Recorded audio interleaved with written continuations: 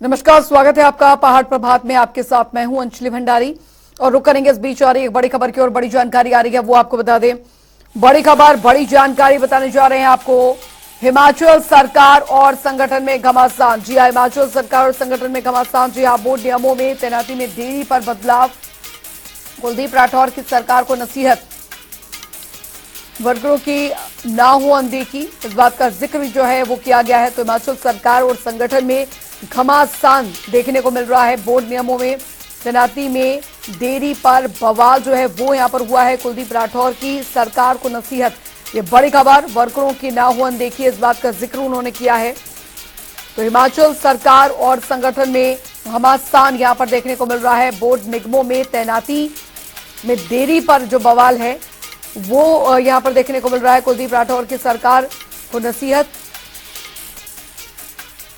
तो बड़ी खबर आपको बता रहे हैं, हिमाचल सरकार और संगठन में घमासान। ये इस वक्त की बड़ी खबर। बोर्ड निगमों में तैनाती में देरी पर बवाल मचा हुआ है कि हमारे जो दिल्ली में सत्ता में बैठे लोग हैं वो बड़ी संकीर्ण मानसिकता से बात कर रहे हैं। अगर इंडिया रखा है उसमें क्या गलत बात है।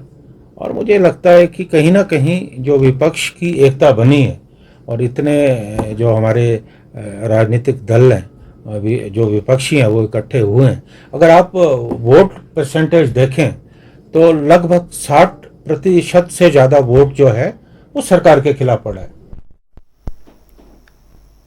बढ़ेंगे आगे। वहीं आपको बता दें कि प्रदेश में जिस तरह से बाढ़ ने कहर मचाया था, उसको लेकर कांग्रेस विधायक कुलदीप राठौर राजभवन पहुंचे और राज्यपाल को ज्ञापन सौंपकर केंद्र सरकार से ज्यादा आर्थिक मदद देने का आग्रह किया। देखिए, यूँ तो पूरे देश में नुकसान हुआ है और हमारे प्रदेश में भी नुकसान हुआ है और ख़ासकर हमारा जो ज़िला शिमला है वहाँ बहुत ज़्यादा नुकसान हुआ है। और मेरा जो चुनाव क्षेत्र है, क्योंकि काफ़ी दिनों से मैं वहाँ दौरे पे हूँ और मैं जो भी प्रभावित क्षेत्र है वहाँ स्वयं गया हूँ और मैंने जाकर देखा है कि बहुत ज़्यादा लोगों का नुकसान हुआ है।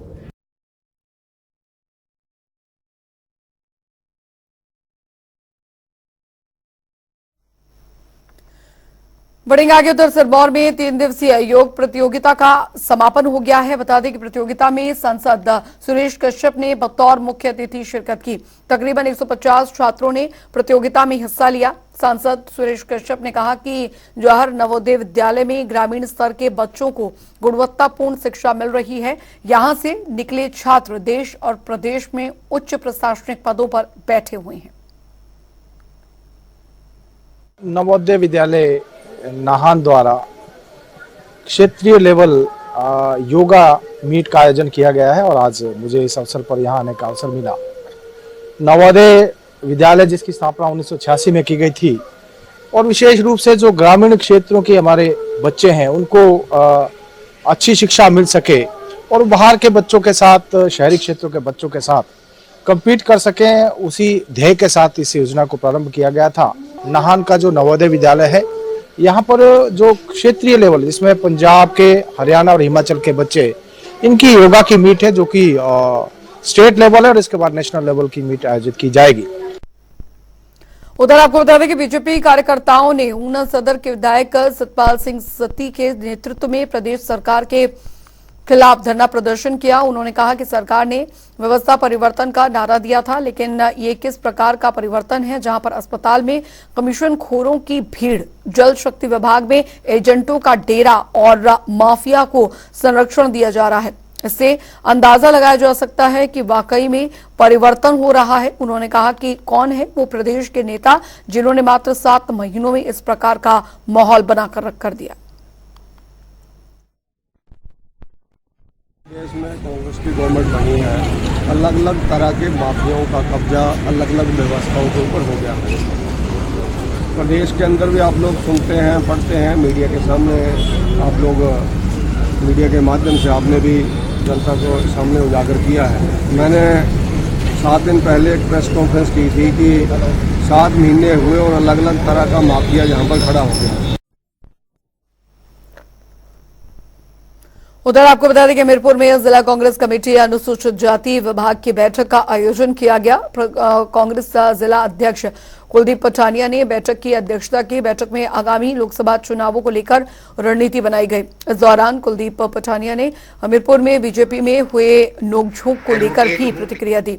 उन्होंने कहा कि भाजपा के लोग कभी कांग्रेस पर उंगली उठाते थे, लेकिन भारतीय जनता पार्टी में निजी मुद्दों को लेकर तकरार चल रही है। चुनावों के बाद ये बहुत व्यस्तता के बावजूद आज एक जो मीटिंग है, इसमें सारे लोग हमारे इकट्ठे हुए हैं जो हमारे पार्टी के अग्रणी है कि इसमें एक इंसान भी कर जाएगा। इसमें अपने विचार पत्र हो रहे हैं, लोगों इनके जो बड़ी समस्या है उसके भी चर्चा हो रही है और हम प्रयास करेंगे कि इनकी जो समस्या है, इनकी जो बात है, हम माननीय मुख्यमंत्री के पास पहुँचाएंगे और मैं खुद इनसे इन बातों पर सहमत हूँ। इसके बाद भी अभी तक हालात जो है वो सुधर नहीं पाए हैं। वहीं आपको बता दें कि सीपीएस सुंदर ठाकुर इस पूरे मामले में नजर बनाए हुए हैं और घाटी का जो दौरा है वो कर प्रभावित परिवारों के साथ भी मुलाकात कर रहे हैं। दरअसल घाटी की कई सड़कों पर वाहनों की आवाजाही बंद है, जिससे घाटी के लोगों को परेशानियों का सामना करना पड़ रहा है। तो वहीं आपको बता दें कि कृषि बागवानी उत्पाद भी खेतों में खराब हो रहे हैं। ऐसे में अब जिला प्रशासन के द्वारा कई जगह पर झूला पुल लगाने का भी प्रस्ताव तैयार किया गया है और सेब सीजन से पहले इन झूला पुलों को स्थापित कर दिया जाएगा। इसके अलावा मणिकरण घाटी की सड़कों को भी तेज गति से बहाल करने का कार्य किया जा रहा है। देखिए, जो हमारी ग्रामीण सड़कें अवरुद्ध है उसमें मुख्य कारण ये है कि जहाँ पे आमतौर पे सड़क थी वहाँ पे नाले बन गए हैं और नाले भी इतने गहरे हैं कि अगर उसमें आप रिटेनिंग वॉल लगाने की कोशिश करेंगे तो कई महीने लग जाएंगे।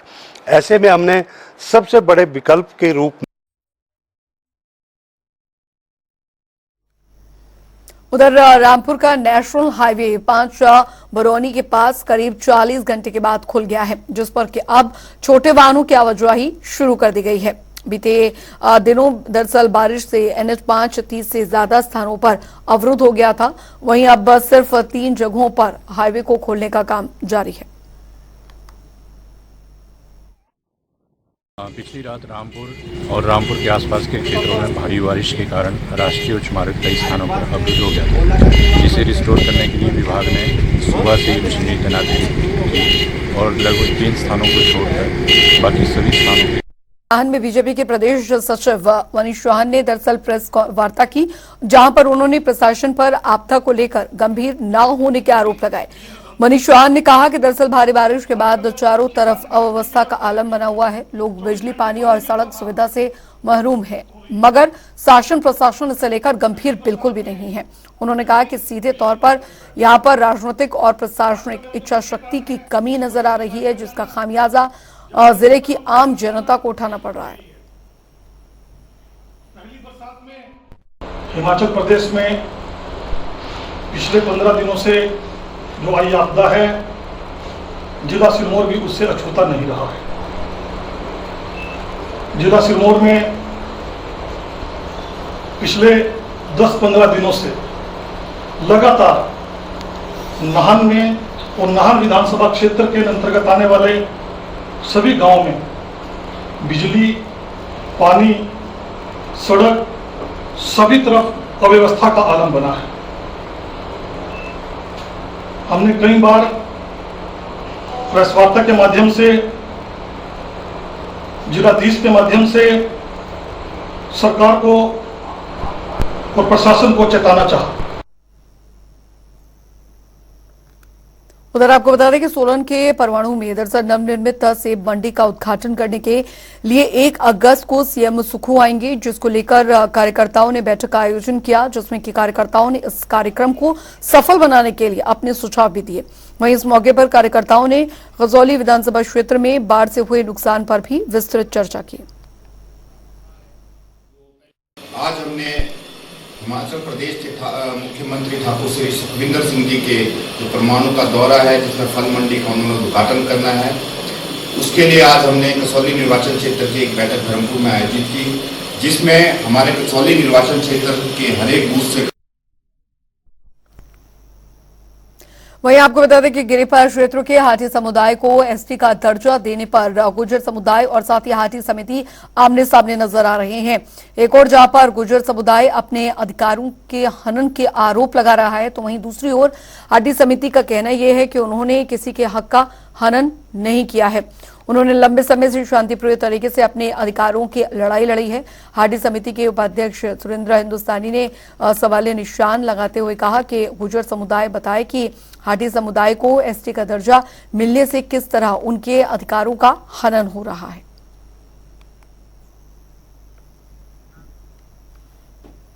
वहीं आपको बता दें कि नाहन में दरअसल संगडाह शिक्षा खंड के एक स्कूल को हाल ही में हुई बारिश के चलते काफी नुकसान पहुंचा है। भारी बारिश के बाद अब स्कूल का भवन सुरक्षित हो गया है और यहां कभी भी हादसा होने की संभावना जताई जा रही है। आपको बता दें एसएमसी अध्यक्ष दिनेश शर्मा ने जानकारी देते हुए बताया कि उन्होंने सरमौर डीसी और साथ ही शिक्षा विभाग के अधिकारियों से मदद की गुहार लगाई है। ये जो भारी बारिश के कारण हमारे स्कूल में जो है बहुत नुकसान हुआ है। एक कमरा है जो कम से कम 40 से 45 साल पहले बना हुआ है। इसके पिलर, इसकी छत जो है कभी भी गिर सकती है। पिलर टूट गए हैं, छत कभी भी गिर सकती है। हमारे सुरक्षा दीवार है जो वो तहस नहस हो चुकी है। जो हमारे 2 कमरे हैं क्लासरूम में, एक क्लासरूम ऐसा है जिसमें छत जो है कभी भी गिर सकती है। तो इस समस्या को लेके हम उत्तर प्रदेश भर में इन दिनों पक्ष विपक्ष के बीच तीखी नोकझोंक देखने को मिल रही है। इस कड़ी में कांग्रेस नेता शगुन दत्त ने नेता प्रतिपक्ष के बयान पर पलटवार किया। उन्होंने कहा कि अब जब से प्रदेश में कांग्रेस सरकार बनी है तब से स्वास्थ्य मंत्री धनीराम शांडिल खुद धरातल से स्वास्थ्य संस्थानों का निरीक्षण कर रहे हैं और अधिकारियों को जरूरी दिशा निर्देश दे रहे हैं। साथ ही उन्होंने जयराम ठाकुर को उनके कार्यकाल को याद कर दिलाते हुए कहा कि दरअसल पूर्व सरकार के समय भयंकर महामारी के बावजूद लंबे समय तक टांडा मेडिकल की सिटी स्कैन मशीन खराब रही। किन कारणों से उसको ठीक नहीं करवाया गया, ये प्रदेश की जनता जानना चाहती है।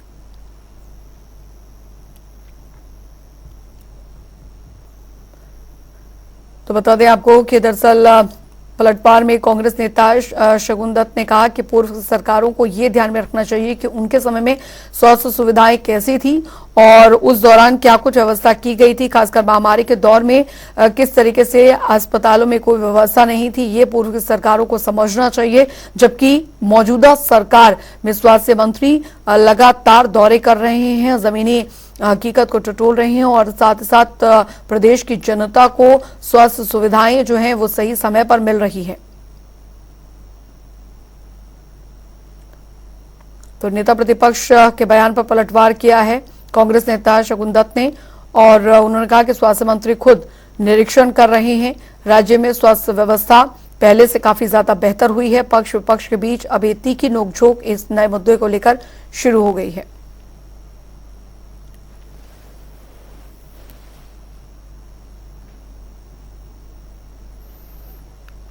तो स्वास्थ्य मंत्री खुद निरीक्षण कर रहे हैं, अस्पतालों का वो जायजा ले रहे हैं, व्यवस्थाओं का निरीक्षण कर रहे हैं।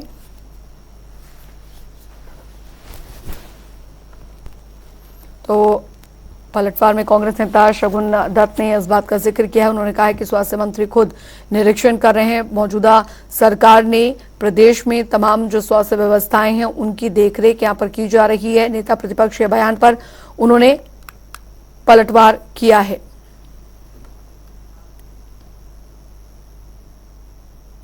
बढ़ेंगे आगे, हिमाचल के एक ऐसे मंदिर आपको लिए चलते हैं जहां पर भोलेनाथ आकाशीय बिजली के नाम से जाने जाते हैं। देखिए खास रिपोर्ट।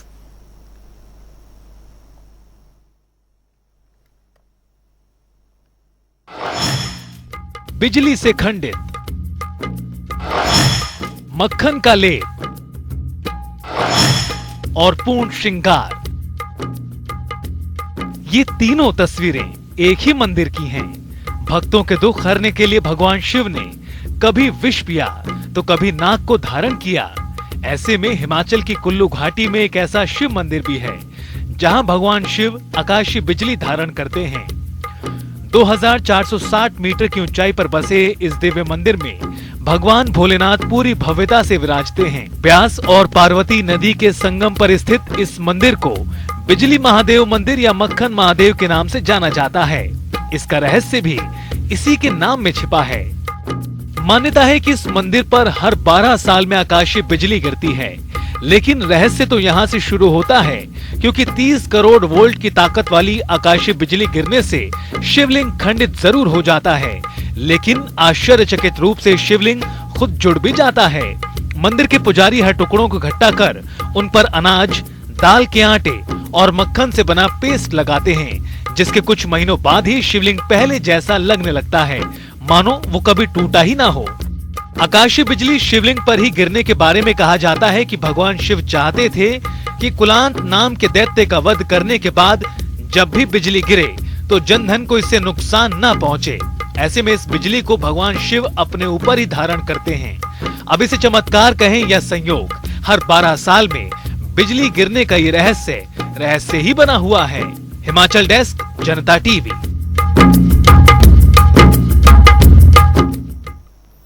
चलिए इसी के साथ इस बुलेटिन में अभी के लिए फिलहाल इतना ही। वक्त एक छोटे से ब्रेक का।